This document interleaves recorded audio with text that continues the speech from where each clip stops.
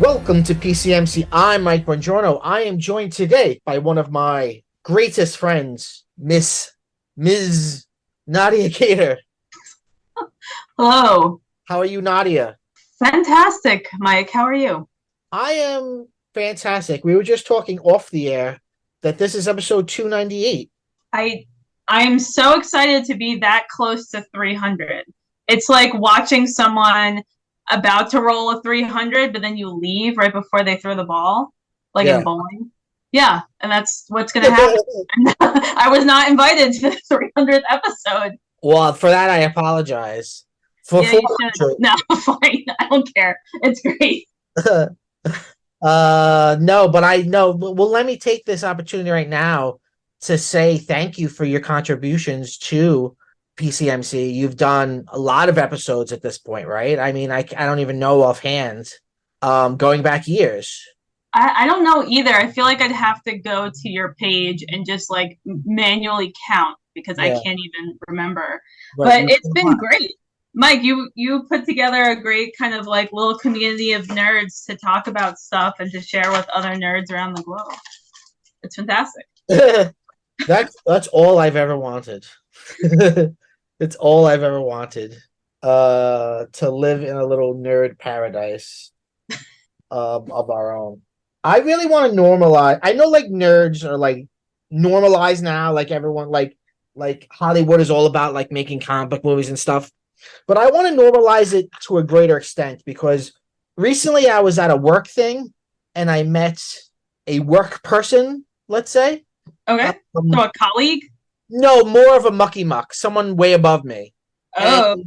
And they were like, and they weren't from where I'm from. And they were like, hey, do you root for the New York Mets or the New York Yankees? And I was like, oh, I'm a nerd. I don't root for anything. And it's like, that's what I want to change. I want some mucky muck to be like, oh, so who's your favorite Godzilla kaiju? Is it Hedorah? And I'd be like, as a matter of fact, it is Hedorah. What a wild guess. Could be the Hedorah t-shirt I'm wearing. I do have a Hedorah t-shirt, by the way. That's fantastic. Hedorah. Some people say Hedorah. I usually say Hedorah. But that's what we're here to talk about today. We're here to talk about the 1971 film Godzilla versus Hedorah. Maybe my favorite Godzilla movie. And I have, as of yesterday, seen every single Godzilla movie ever made. Oh my goodness. How many is that? There's around 35. Wow. And there's 3 anime movies. I finished the 3rd anime movie yesterday. I've seen anything theatrically released. I've seen every Japanese film and I've seen every American film.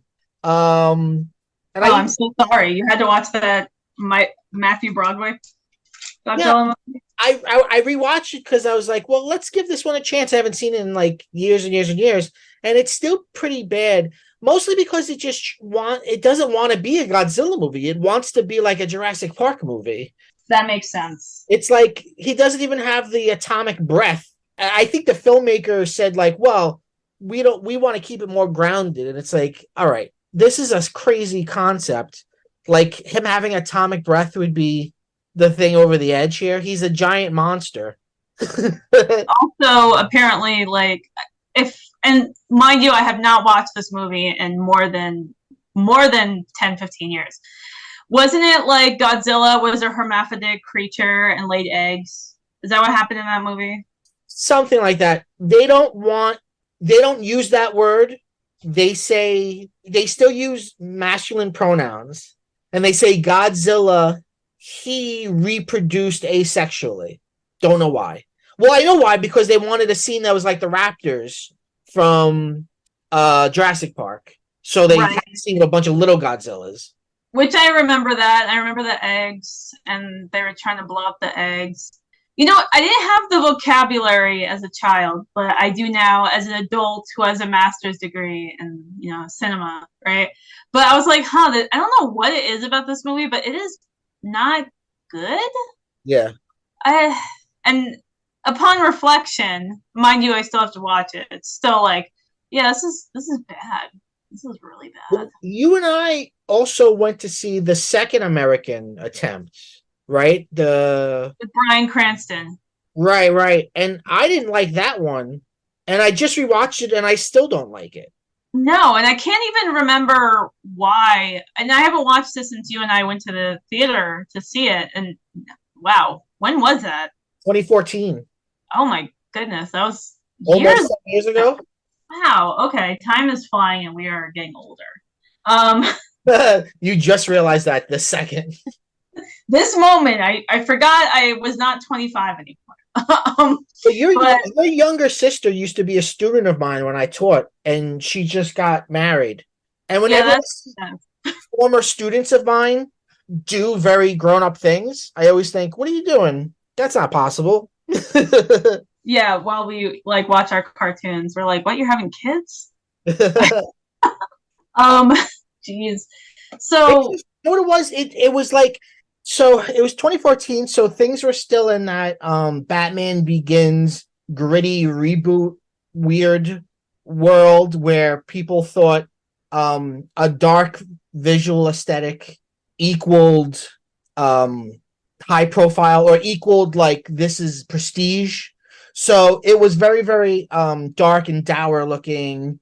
Um and It also has very, very little Godzilla in it because, again, I think they thought it was, I don't know, classier or more sophisticated to have a Godzilla movie that doesn't show a lot of Godzilla, which is fine, but the human characters are very not compelling. Bryan Cranston's compelling, but he dies really early. spoiler alert for a Yeah, movie. and then it's about his son, and his son is, yeah. Yeah, and I remember Bryan Cranston was heavily in the advertisements. I think it's Oh, because yeah. his career was skyrocketing because of Breaking Bad. Right. And so he was, so yeah, now I remember he dies like what, 20, 30 minutes into the movie, and you and I were like, what? Yeah. And now the protagonist is his kind of boring son. Yeah, it sucks. Well, all right. Well, so before we get into this film, um, what is your personal history with Godzilla as a pop culture sort of totem? Have you seen any Japanese movies? Did you see it as a kid? Did you have a toy of it? So as a kid, my familiarity was kind of like what everyone's in America's familiarity would be with Batman or Superman. Like I might have watched something with this character, but it's so in the zeitgeist. I like Right. know everything about it, right? Right. Um, because you can ask anyone off the street, like, what do you know about Batman? And they can give you some preliminary stuff, even if they've never seen a movie, right? Or never watched the Right. comic. Yeah. Godzilla, it's like, what do you know about Godzilla? He's a big giant monster who knocks down buildings and sometimes fights other monsters. And he roars a very distinctive roar. That's it. That's basically it. That's the description. Right. So what I'm remembering as a kid, I saw that Matthew Broderick movie with my family. And there was a Godzilla animated series, that was an American series that was around the late 90s. Tied into that movie. Sorry? Was that the one that was tied into that movie? It might have been. Yeah. And I think I also I was looking at some tabs earlier, and I think I also watched reruns of like the late 70s Godzilla series because the it looks, Barbera one? yeah, the one with Gadzuki. I've actually seen none of that. I gotta say I'm honestly surprised because I feel like Gadzuki is something that would show up at least one time in your life. It was very bizarre. So it's like Godzilla was this giant like, and Godzilla's scale is always kind of different depending on what whatever the medium is. Yeah. So, do you know I what remember. the show's responsible for? No, what? The public consciousness belief that Godzilla is green, which he isn't. Godzilla is mostly black or dark gray. But we always say, what color is Godzilla green? And it's probably because he's green in that Hanna-Barbera cartoon. That's probably exactly it. So, yeah, so Godzilla's gigantic. And then there's Godzuki, which is like a kind of comic relief, like smaller, much smaller version of Godzilla, but also looks very different. And he was just kind of silly. There's one of those in the movies, though, but he's not named Godzuki. His name is Manila, which was like a portmanteau of mini Godzilla. Oh, that makes sense. Yeah, I mean, Hanna-Barbera cartoons are very. Did it have a laugh track like Scooby Doo?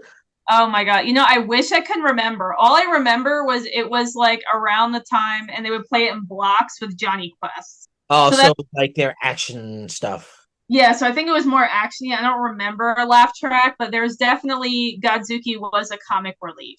Like he was kind of messing up or being a coward. The usual Hanna-Barbera. So he was like Scrappy Doo for Godzilla. Oh, yeah, kind of. It kind of, and everyone hates Scrappy Doo. Yes, everyone does hate Scrappy Doo. I don't hate him, but it is weird that he can speak and Scooby can't. Yeah, the inconsistencies. And also, I guess Scooby has a sister. Like, I don't know. How much of the Scooby family did we? I remember Scooby Dumb. Yeah, he was like his cousin. Yeah, his dumb cousin, and then his nephew, and his cousin who doesn't solve mysteries, who's just dumb. Yeah, sure. There's just a whole family of talking dogs, and just okay. So I guess in this, but the thing is, what was Godzuki? Was Godzuki Godzilla's child, or just of the same species? Like, it didn't really make sense. It kind of just, the premise of the Hanna-Barbera cartoon just very basically would be like, there's human characters, they're the focus, and then every episode they like call on Godzilla to come and save the day or whatever, whatever problems they're having, and Godzilla would just like come out of the ocean every time.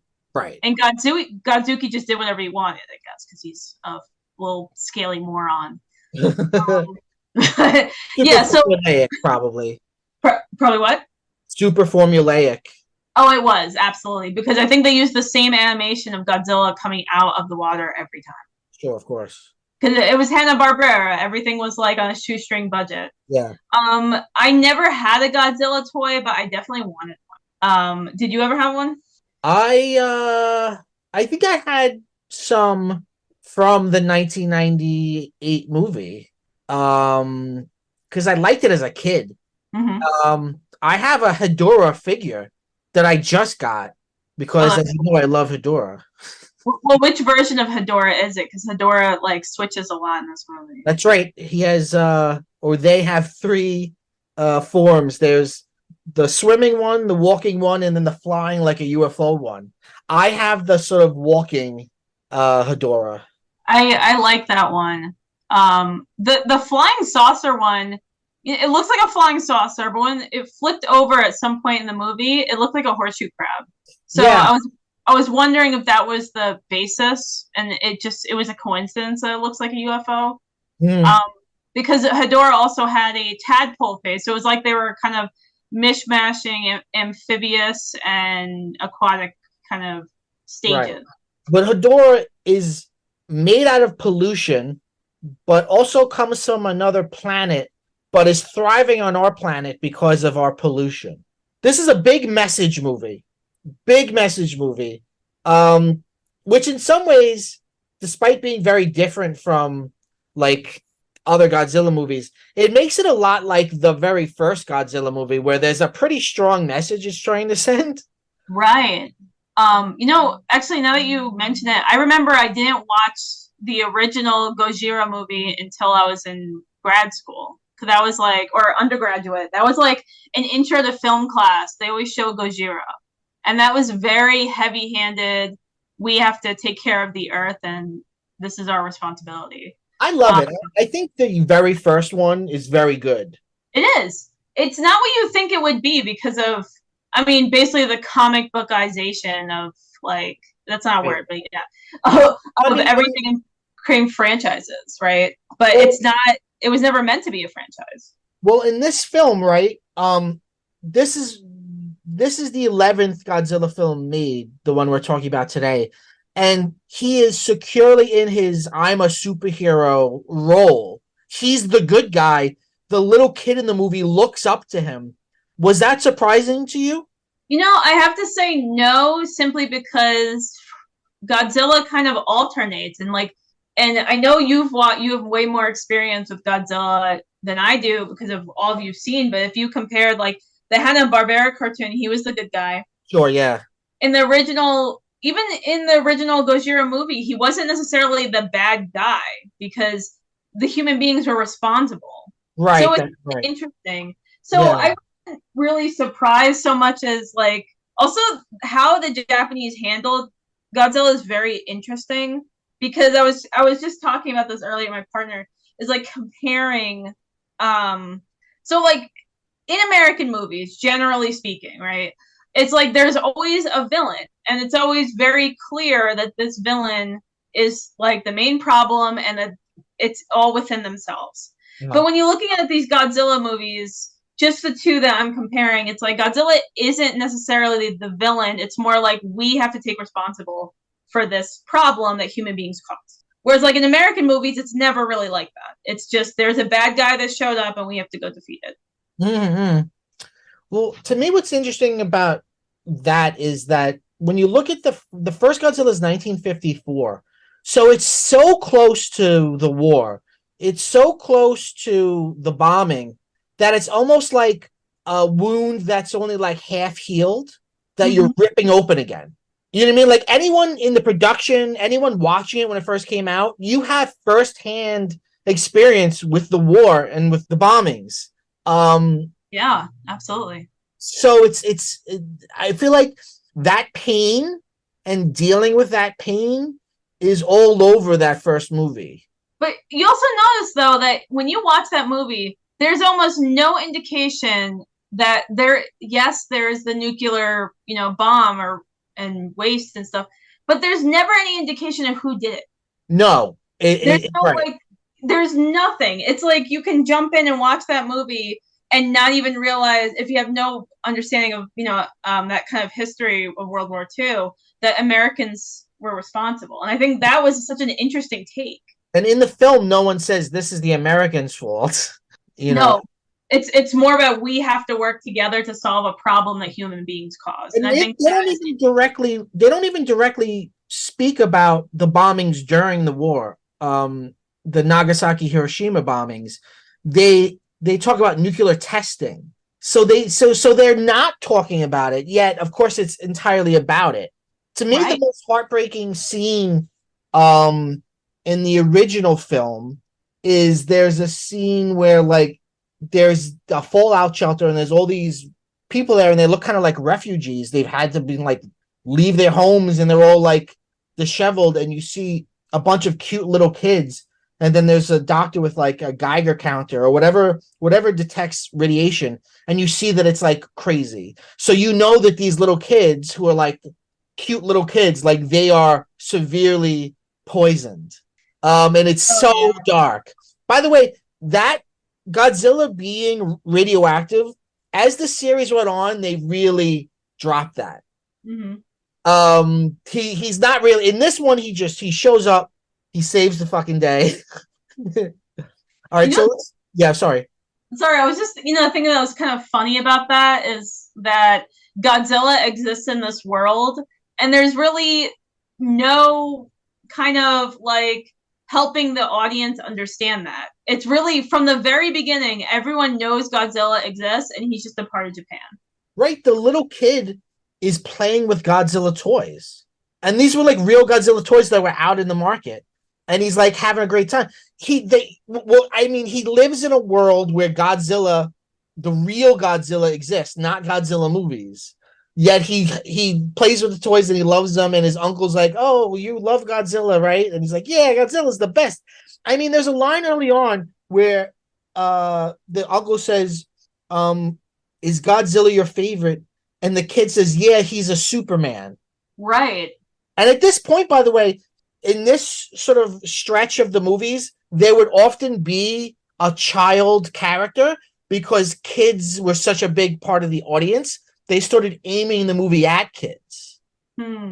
That's interesting. Like this little kid, he like figures things out for his scientist father. He's like on the ball. He's making the plot happen. He also is psychically connected to Godzilla at least 2 or 3 times in this movie. Yeah, it's not totally explained why, but a little bit he is. Godzilla, Godzilla's like Jesus. He's a friend to the children. He is risen from the ocean too. Man. All right, so some facts about this movie. This movie is the 11th Godzilla movie ever made. It's from 1971. It's part of the Showa era, which is the first era of Godzilla movies.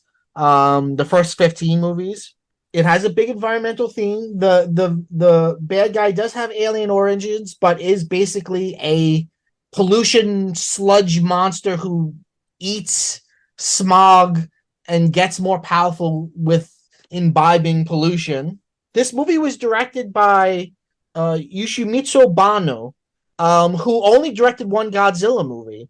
He was the producers had wanted something kind of different, and so they were like, let's hire this guy. He's new. He's kind of a hippie, which you could totally see in the film itself. It's very psychedelic. It has hippie imagery. And he makes this movie, which a lot of Godzilla fans don't like, but I love because I always love something that stands out from the norm. So, I love the sore thumb. And this movie, comparing it to the Godzilla movies before and after it, it's so odd and it's how different it is. And that's why I find it so fascinating. And after he made the movie, the producer said, okay, you can never make a Godzilla movie again. But here's the crazy thing. This guy's responsible for the American Godzilla movies we have now. Because at some point when Godzilla got really his popularity waned, he was able to like get the rights from Toho to do a Godzilla movie, and he wanted to like do a little Godzilla IMAX movie, and he shopped that around all over and then shopped it around in America, and then it kind of went through the production cycle, and America was like, well, we want to make a whole movie. And basically that Bryan Cranston movie, the director of this movie, Yoshimitsu Banno, is an executive producer. So this guy who was like the shunned director of the original Godzilla movies, the guy that was like, oh, you can never have anything to do with Godzilla, he is the executive producer on this, his work at least helped lead to this American series, which has been very popular. Oh, wow. That is interesting. So he's redeemed. I wonder how well American Godzilla movies do in Japan. I'm not sure. That's a great question. Not that I expected you to answer, but I was just like, I wonder if they watch this and like, what are Americans doing? Well, I know the 98 one, the plan had been like, oh, let the Americans, they were like, listen, we make a lot of money off the Godzilla toys. So why don't we let someone else make a movie and we'll make toys and then we'll make money and then we'll rest and then we'll come back. We'll always come back to Godzilla. So their plan was to have a 10-year break in Japan and to let, because America, it was TriStar who made the 98 one. It was supposed to be a trilogy, but the first one was so bad that the Japanese public and the original producers hated it. And were like, okay. So then they came back making a new Godzilla movie like only a few years later because it sort of screwed up their whole plan. Oh, geez. So this movie begins with like images of smokestacks and like this dark, disgusting smoke coming out of these stacks. And Hedorah, a real, by real I mean like practical, like Hedorah coming out of a swamp, like his big head, and he has vagina eyes. And I don't know why. Men are afraid of vaginas, but they even said like they made the eyes they tried to make the eyes look like vaginas, just because the way that they're sort of stretched vertically. And I find it when he's in the water like that, and you could tell it's practical and it's just his weird eyes coming out of it. I find that very unnerving. Especially since they glow too. They're Yeah. just these glowing red vagina eyes just coming at you. Mm-hmm. They're also so big, so you're like imagining the scale of the creature, right? Ugh. So I have two things. Okay. I have thalassophobia, which is fear of deep, dark bodies of water. And I also have submechanophobia, fear of man-made objects submerged in water, especially machines in water. Oh, interesting. So, like, I just rewatched Jaws because they played at the Alamo, so I saw it at a cool movie party. And I was saying, like, like there's like two shots where there's a real shark. And that's not scary. Like the Jaws shark is scarier to me because my brain can detect that it's a machine. That makes sense. Not, and if it were a machine, like if it were a movie about a robot shark, I'd be like, this is stupid.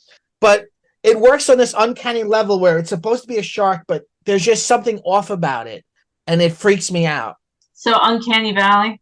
Yeah. Yeah. Yeah. And that's what Hedorah makes me feel like in this movie. I don't have those phobias, but the kind of hard to see through the sludge kind of freaked me out a little bit. Just, it looks very viscous and like you can get sucked in and not come out. He looks like tar. Yeah. He looks like tar. It was really disgusting. And there are some scenes where he's kind of like the Blob, where like this black tar slime will like ooze into a place. I was wondering about that because do you remember that was it Tales from the Crypt movie? One of those like anthology horror from the 80s that Stephen King was attached to. Oh well, not Tales from the Crypt. Creep Show. Creep Show. There you go. Okay, yeah. So yeah. You remember that with the sludge kind of monster thing on the raft? Yeah. Yeah. I was wondering if they took anything from this movie because it looked kind of similar. I mean, I'll say I think they did it a little better, but it was more than a decade difference. Of course, the technology is going to change. Yeah, but it made me think about that, especially since it seems like the sludge has like a poisonous or acidic effect on human beings. Yeah, yeah. So, yeah, so kind of like, so I feel like the Blob more like devours you, whereas this seems to like burn you and turn you. And at some point, I think some guy turned into a skeleton. At one point. Like if there's also a very weirdly depressing part where there's a guy like working on, I guess he's like a construction worker or whatever. He's like working on a building that's not completed yet.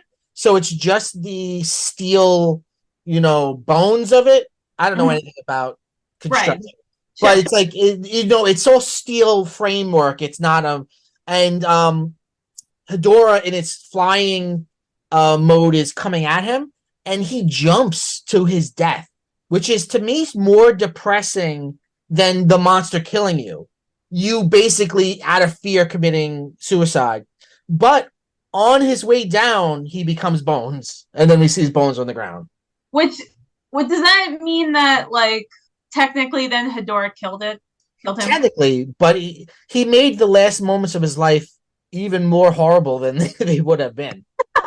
That's a solid point. Yeah, so we're talking about Hedorah's forms, and the first part of the movie was pretty interesting because it shows you all this sludge, and there's even when the movie starts, the credits, there's this psychedelic kind of lounge singer singing about pollution and how there's no more human being, and that's like the theme song of the movie. It's so really the director wrote the lyrics. That makes sense. The song is called "Give Back the Sun," and it's so on the fucking nose. And actually, the girl who's singing it is Kiko Mari, and she's in the movie later on. She plays the girlfriend of the uncle. Yeah. And she's looking directly. It's so different from other Godzilla styles because she's got like this lava lamp background behind her, and she's singing this hippie song, and she's also like directly addressing us. She's looking right down the barrel into the camera, and then the movie, the it's like intercut with like a swamp footage of like a disgusting swamp, and then the last thing you see is like a clock in, again, so heavy-handed, a clock like an old, like kind of a cuckoo clock, not a cuckoo, like a wall clock, Yeah. in this like pollution sludge, and you hear it chime like time is up for us, and then it does a really cool thing, which is it cuts to like these beautiful yellow flowers, and that's when you see the little kid playing in the garden with his Godzilla toys. I think this movie's beautiful. It's odd for sure, and it's surreal, but I think it's beautiful. It also does what I think is the smartest thing, which is it makes all of its fights at night, and Godzilla fights almost always look better at night. That's a good point. What I found interesting was like, so they're in Japan. So Japan is like a series of islands, right? So you can't really escape the water. The water is completely polluted. There's human garbage in it. There's that clock. There's also like when they go underwater a little later, there's like calcified birds. Yeah. Like it's pretty bizarre. So it's very toxic, and it really makes you think about like cutting from that to that little kid playing in a beautiful garden. If you also notice, the garden is actually a bunch of potted plants. So they're not even in the ground. Right. And it's just like a wall. And I don't know if that was like intentional or that was just how the budget worked out and they just didn't have a garden ready. But it was just a bunch of potted plants, almost like for sale at a store. Yeah. And they're just very bright, and it's just such a big contrast between the brown sludge, which later it does get addressed. So it really makes you like think about who could be affected by that because of how close it is to that little kid. Right. And fish is such a huge part of the Japanese economy, right?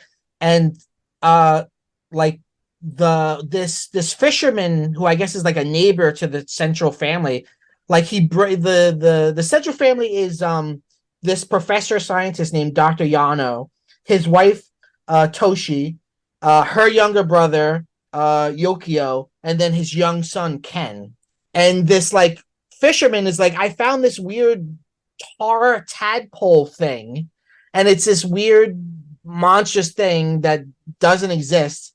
And he's like, what is it? And the scientist like examines it, and he's like, this is not something that is natural of Earth.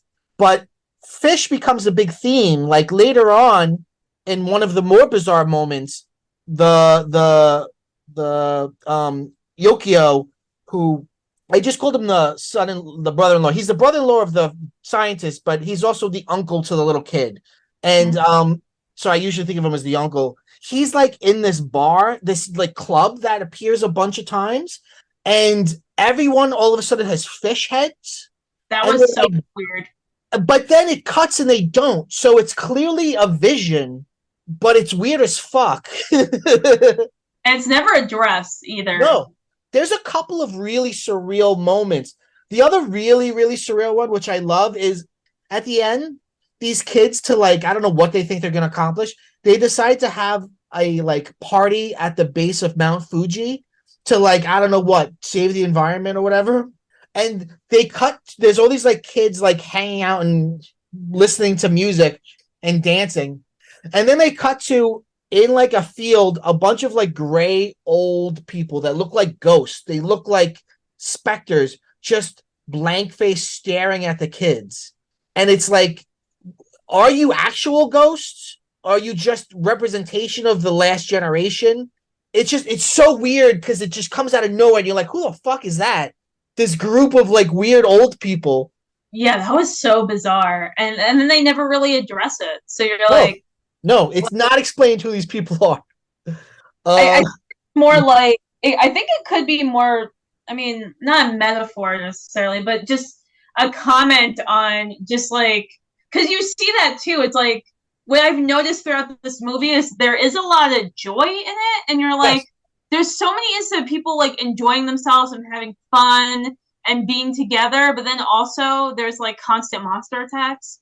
because there wasn't that sense of urgency that I feel like I've seen in other Godzilla movies where it's like a state of emergency and things are shutting down and people are going into like hiding. No, it's like beach party, bonfire, or like little kid playing outside, or he goes to an amusement park with his parents. I'm like, are you guys worried about this concerning pollution monster? But then they're like having a ball, and it just I think it is meant that to really just enjoy the little things in life while horrible things happen. Yeah, that's true. Yeah, but that is a recurring theme. No, you're right. It's as heavy-handed as it is, and how much like it's got 3 times they sing this song, "Give Back the Sun." That's like the world is dead. It's actually, I think, very playful. It's a playful movie. It's self-reflexive. It thinks of itself as a movie, as a Godzilla movie. I mean, there are animated interstitials that really don't connect to anything. It's just there's 3, I think, little animated sequences of like an animated Hedorah like drink. He like picks up a ship and then like drinks oil from it like it's a beer can. And it's just like, what is it there for? It's just experimental. It's just fun. It was, yeah, because the first time they showed it, I think it was like right after one of the newscasts or something like that. Yeah. So I thought it was one of those things where and it's been so long since I watched a newscast. So I don't know if they still do this, but what they used to do is do like reenactments or something. Yeah. And at first I thought it was a part of that, but then it happened again without the newscast. Yeah. So it's like, okay, so this isn't part of the film's world. It's just kind of something put in for the audience. Right. It's extra textual. Yeah. There was pretty good animation though, especially I love that kind of 70s stuff. Yeah, yeah. The young son Ken. Well, the father, they go to check it out, and the father goes underwater and he's attacked by Hedorah, and he's got like scars on his face for the rest of the movie. He's like sick for the rest of the movie, like laying down in bed, and like half of his face looks all black and scarred from the attack. But then the little kid names him Hedorah, which I think they say what it is. It's like because it comes from Hedorah, which is a kind of polluted sludge. Yes. And then they use that as the name for the rest of the movie, and later on the father scientist discovers some kind of mineral that Hedorah is made out of and calls it Hedorium or something like that. Yeah. Which I'm like, oh, they just took this as canon and just moved with it. So you're right. The kid has so much agency in this movie. Yeah. That was a big thing for them at that time, because kids liked Godzilla. It's interesting because Godzilla changes in as many different things, kind of like the way Batman's many different things, but you could always see him as reflecting something in the culture. Yeah. Right? Like an economy that's doing better, a world that is healing from the war. Things like that, I think show up in that Showa era, like superhero Godzilla. Right. Godzilla's first appearance in this movie is really cool. He's like, you see him coming over this like orange sunset, and like he's completely tinted orange. And instead of using like some of the more traditional Godzilla themes, Godzilla's always introduced in this movie with this sort of goofy, jazzy horn, like wah, wah, wah. I was trying to figure out if that was supposed to be funny or not. I could not tell. I don't. It's playful. I don't know if it's making fun of him, but it's kind of like, here's our guy, Godzilla. Well, I didn't mean like making fun of him, but I was wondering if that was because it almost seemed like comic relief, but it wasn't funny. And I'm wondering if there's just something we're missing because we did not grow up in Japan in the 60s and 70s. There was just something very strange about it. Right. But I do think Godzilla, he acts heroically. Like he does fly in this movie, which is the only time he's ever flown in the history of Godzilla movies. And he flies in this weird way where he he like curls himself up and shoots his atomic breath and uses that to propel him. I laughed so hard when I saw because he's propelling backwards across the land. Yeah. Was this faster for you? Right. What was this choice? Yeah. That he only does here and nowhere else ever.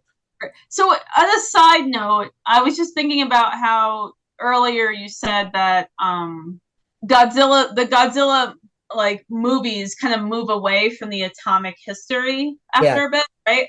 So my question is, what do they call his breath then? Because isn't it called atomic breath? Yeah, they usually always call it atomic breath if they Okay. refer to it. Yeah. But I mean in the very first movie it looks like steam and it like melts things and it's very clearly like a kind of hot radiation.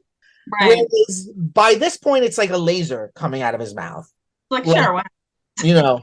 But there's a heroic thing that happens. I don't know if it really happens because it happens in the boy's dream. So it could be just the boy's fantasy, although the boy is connected to him. Godzilla sees a bunch of pollution in the ocean and he gets mad and he uses the atomic breath to burn which I don't know if that's better for the environment, but he gets mad and he burns all the pollution. And the kid dreams this. In a very surreal, like, because you see like the kid's head on a pillow and that's juxtaposed with the image of Godzilla like roaring and Godzilla's mad. Godzilla's down with the cause in this movie. He's mad about pollution. Right. Who is parodic? I tell you who is parodic. The way they represent the military, I think, is very much like they're a joke. And I think that is really cool for a Godzilla movie. Because the military is in almost every movie. And sometimes they're effectual, sometimes they're ineffectual. But in this movie, I feel like they're really depicted as stupid and goofy.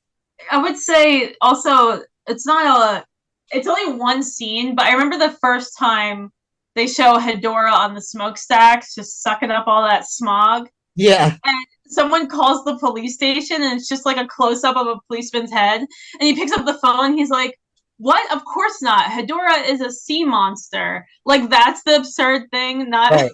not, well, that, like, not that the monster exists, but like, obviously I know like Hedorah is a sea monster. Why would he be sucking up smoke? And I was like, okay. Yeah. Everyone's That's the funny thing about the Showa era movies, which is it's this weird world where we accept that they are just monsters and it's cool. Like we still go on with our lives and it's not a big deal. I like that. I think it's refreshing because I feel like, and of course I'm generalizing, but so many American movies, there's always this like uphill battle of like not the authority not believing or not understanding. And then you have to like show people. But in this movie, it's just immediately accepted all the time. Godzilla's gonna be angry about about pollution. Oh, okay. Hedorah exists. Yeah. There's nothing in it that suggests that anyone thinks otherwise. It's just a widely accepted fact. Right. Sky is blue, green grass. Right. Godzilla's like he's omnipresent. Like he lives in the ocean and he just knows to come out to help us. And then he goes back to the ocean. You know what I mean? Like there's no origin of where he comes from. Like they expect you, the audience, to have every idea of who Godzilla is. Which I also find fascinating because how many superhero movies did we get, Mike, like growing up, where we had a reiteration of the origin story over and over and over and over again? Right. That's one of the reasons I think the Michael Keaton Batman's so interesting, because he's just Batman from the jump. He just is Batman. And the most recent one too, the Robert Pattinson one, does that as well, which is like, I never in my life need to see Batman or Superman's origin ever again. We've seen it so many times. 1,000 million times. That's always been my kind of annoyance. It's like, you can have 1 minute of just Superman changing clothes, becoming Clark Kent. And that's it. We don't need to know about Jor-El. We do not need to see the baby in the spaceship. Right. In the Kansas farm, like we all know, we get it. And the Japanese are like, we don't have time for this. Everyone knows who Godzilla is. We're just gonna go. We're gonna spit out 30 movies. Right. I mean, there was a run there in the Showa era where it was like one a year. Boom, boom, boom, boom, boom, boom. They just keep going. So like, so basically like what we get from Marvel movies today. Yes. Oh, yes. Wow. That sounds exhausting. I'll be honest. It's yeah. kind of it's interesting though that there's a context for that. Right. Just what we have now. But Marvel's obsessed with continuity, whereas Godzilla, its continuity is it's there, but it's not regarded with any like they're not careful about not breaking it. They break it all the time. You know, they just would make whatever movie they wanted to make. I'm all for it. Yeah. If there's a rom-com starring Godzilla and like another monster, I'm there. Well, one of the other ones that a lot of people don't like that I really like is called All Monsters Attack, which is a very weird one where it's another little kid protagonist. And the only time you see Godzilla and other monsters are in his imagination. So really, the story of the movie is just about a little kid who has a bully at school, and then like these bank robbers kidnap him. But then like he like Home Alone runs away because his visions of Godzilla and Manila have given him confidence. It's a weird one. That's funny.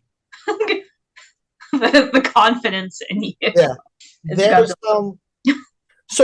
a couple of cool things that this movie does also where the scientist's father will be describing something to the son, like explaining something, and there'll be voiceover, and you'll see like almost like a slideshow explaining what he's talking about, and then there'll even be like text on the screen as if it's like a little class in the middle of this movie.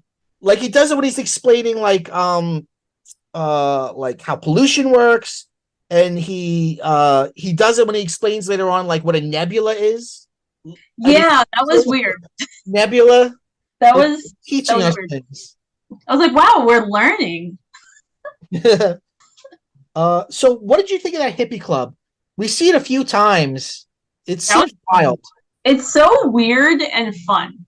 I also love that the singer was wearing, when you finally see her whole like so in the first part she's wearing like a dress, right? This elegant kind of like orange dress. But then later in the club she's wearing a bodysuit that just has prints of like the ocean on it. Yeah. And she's singing that theme song about pollution and stuff. Right. And it's so present. And I think it really goes back to what we talked about a little bit earlier, was just that joy. And it's like the joy while the world is outside crumbling, and it's so fascinating. There's a cool thing where she's singing, and you see like she's got this big screen behind her that's showing images, but sometimes the film itself just cuts those images. You see like blood drip down, and then you see like skeletons dancing, like silhouettes of dancing skeletons. So it's like super dark, but also playful. Yeah, that was weird. And then there was a band, and then like at first you're like, what am I seeing? But then like the band comes out and like, or it cuts back a little bit, and it's the screen in front of the band, like behind the band. So it's like people are watching the band play and listening to music and dancing, and also seeing these skeletons kind of going all out. Right. It's very odd. Godzilla shows up and fights Hedorah. They fight, I think, 2 or 3 times in this movie, and Godzilla like punches all the way through him. It's kind of weird, and I think Godzilla like burns his hand or something. Yeah, so he's like toxic all the way in. They make a note for some reason in the movie, one of the scientists, where they discover that Hedorah doesn't feel pain. So like I guess he doesn't have a nervous system, or they don't, whatever pronoun Hedorah has. Like Hedorah does not have a nervous system. So I guess it's like Godzilla's beating the crap out of Hedorah, but Hedorah doesn't feel it. It's just like a distraction. Yeah. It's kind of weird. But yeah, there's a lot of fight scenes in this. I kind of like how the movie is pretty, like the pacing is great. We don't get there's not too much of anything. Yeah. It's pretty brisk. I think it's like 90 minutes. Yeah, definitely. And it feels that way. It doesn't drag. And you know, they would actually sometimes they would do like Saturday morning serials for little kids in theaters, and they would actually cut more of the people out. So like they would make like versions of these movies where it's basically just monster fights. No, it was a really surreal scene that I loved. Do you remember the scene with the guys who were like playing some kind of domino game or card game? They're like Oh, in it's like Mahjong, yeah, or something like that. And they were the like, mahjong. Yeah, I think it was Mahjong. I'm not entirely sure, but they looked like dominoes, and they were like playing it.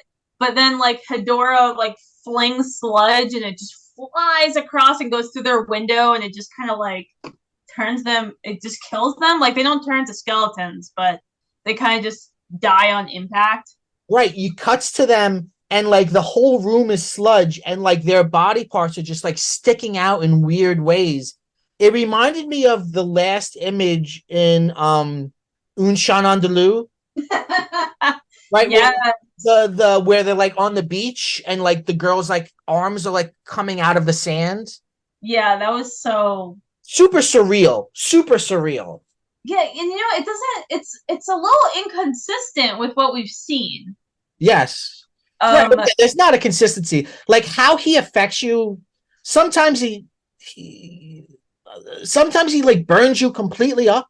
Sometimes he just like takes your breath away. Like the Ken's mother is like a gym teacher, and we see like she's like doing a class outside with these students, and then Hedorah like flies over and they all like lose their breath and like pass out. And which it's like, why didn't they die? Yeah, why didn't they die? But also, why didn't the teacher pass? Like she seemed completely confused on why the entire class fell over. Right. Your son named this monster. Yeah, get on the ball. What do you So, think of Hedorah's like voice? He makes like a dolphin-esque weird squeaky noise. I don't know. I just felt it was odd. It was just an odd. I feel like a lot of this movie can be boiled down to this is an odd choice.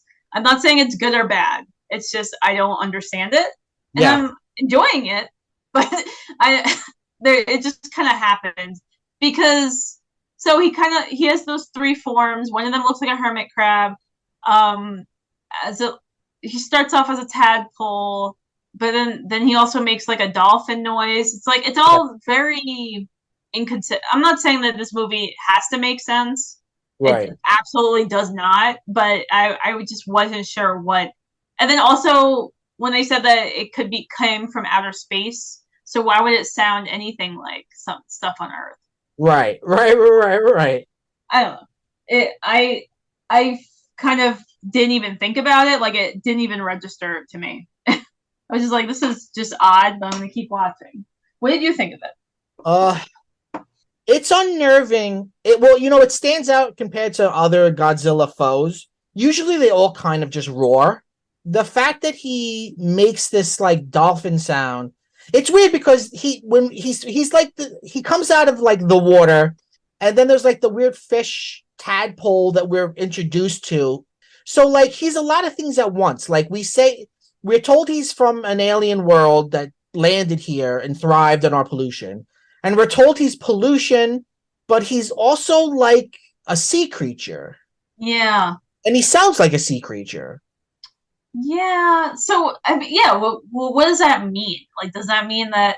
I guess, yeah. I mean, like you said before, like Japan is islands. You know what I mean? So, like, I guess the water as something that can kill you is a very scary idea. Something dangerous from the water, which of course Godzilla was, but isn't at this point when this movie's made. No, he has on toys. People love him. um, what did you think of that scene where there's like a montage of news reporters talking about Hedorah, and you see like a bunch of different TV screens, but then like one screen has like a baby crying on it, and then there's like skeletons. It's super montagey.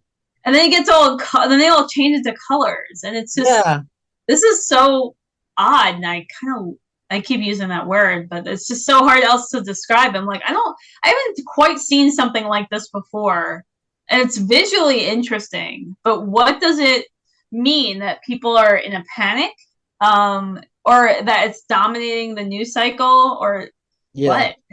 So the way that they defeat Hedorah is the professor finds out that like from that little fish that he has, like if you electrocute it, it turns to like powder. And so he's like, okay, we'll build two giant electrical walls, and we will like trick Hedorah into walking in between them, and then we'll electrocute him. But they can't get it right, and like they're showing the how ineffectual the government is. They're like they can't get the walls to work. So then Godzilla shows up, and I don't know the science of this, why this works, but he blows his atomic breath on the walls, which make them work, and then it fucking fries him. And you think he's dead. He like rips his eyes out, and he's holding his eyes. Although his eyes are red in every other scene, and in that scene they're white, so a lot of people are like, "What is Godzilla holding? These two white orbs?" But then, like, you think it's over, then, like, Hedorah, like, flies away. Like, a little Hedorah inside him comes out, and that's when Godzilla flies after him. And also, when Godzilla's flying, there's this very funny, like, military bum bum bum bum bum bum bum bum bum bum bum bum like military theme. And you know, he's flying so slow too. And I think that's what made it really funny. It's just like it's just moving so slowly. Yeah. And yet he's catching up with Hedorah. Yeah, so now that you mention it, if the eyes were red the entire time, there's even a point where a laser comes out of Hedorah's eye, which is also red. So the red laser have red eyeball. Yeah. Yeah. Godzilla. So what were the white orbs? Was it like when Hedorah's dead, like it's not red anymore? I mean, but the lore around it is that they ran out of money, so they didn't paint them red. That makes the most sense. They were always running out of money. Yeah, this movie looks like it was running out of money every other day. Yeah, yeah. I was like, what if they were like Hedorah's testicles? I don't know. And I was just like, yeah. I mean, that's definitely a theory. It's interesting how like Godzilla himself, the way he moves in this movie is like so weird. Like, and then like at the end, he's literally like ripping Hedorah apart. Like he's so involved. He's not just like heroic Godzilla. He's like very human in this. Like he even like at the end of the movie, like he looks like he nods goodbye to the little kid. Well, the uncle dies unceremoniously. The uncle Hedorah kills the uncle, and it's like, who gives a shit? And then it's just Ken, the little kid, now hanging out with his uncle's girlfriend, the singer, and Godzilla like looks like he nods his head to them like goodbye. I must go back to the sea. You know what's funny though? Is like I was watching that ending, and it's like I just kept waiting for Godzilla to get to the ocean, and he like never does. It just keeps slowly walking away, and you're like, how long is this? And he just—it's like the end of Shane. It is. It's just like he's this hero going back to the horizon. Oh, you know, when you mentioned like how human Godzilla is, wasn't it just odd that it seemed like almost like the way he walks was like kind of jaunty, like he was almost dancing a lot? Yes, and he's doing a lot of weird things with his arms in this movie too. That too. It almost looks like he's doing sign language or something. Yeah, because he keeps like moving his arm on his cheek, like rubbing it and going down. And I was like, that looks like sign language. Right. But yeah.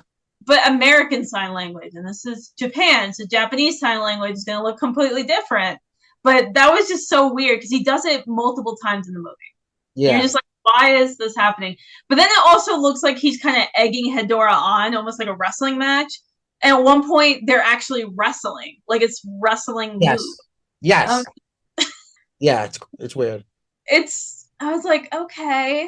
So all in all, what do you think of this movie? Did you enjoy it? I enjoyed it. It gave me a lot to think about in terms of thematically and just like how to approach a Godzilla movie. Because like you said, it's so completely different from anything else I've watched with Godzilla in it. So there's something I enjoyed it, and I guess I would recommend it if people are interested in kaiju movies. But that's again a lot of stuff you and I watch, Mike. It's very weird. So it's like there's only so many people we can suggest things to. Right. Well, what about you? What did you think of it? It's one of my favorite. It's definitely like my top 3 Godzilla movies of the Japanese ones, or top 4. I love the original because it's actually a good movie. Not that this isn't actually a good movie, but it's silly. I love this one. I love the one with the little kid, and I love a later one called they call it GMK, Godzilla, Mothra, King Ghidorah, and it's a very weird kind of reboot where it's magic instead of sci-fi. Oh. It's and a lot of people hate it. See, that's the thing. I like the outliers. In most series, I like the outliers. Mm-hmm. Well, Nadia, I hope you get to see more Godzilla movies. I mean, you've inspired me. I might start a project. Let's see how far I can go. Thank you for being here, Nadia Kader. We come out every Wednesday. Next week is $2.99. Exciting. We end every episode by saying, go bye bye.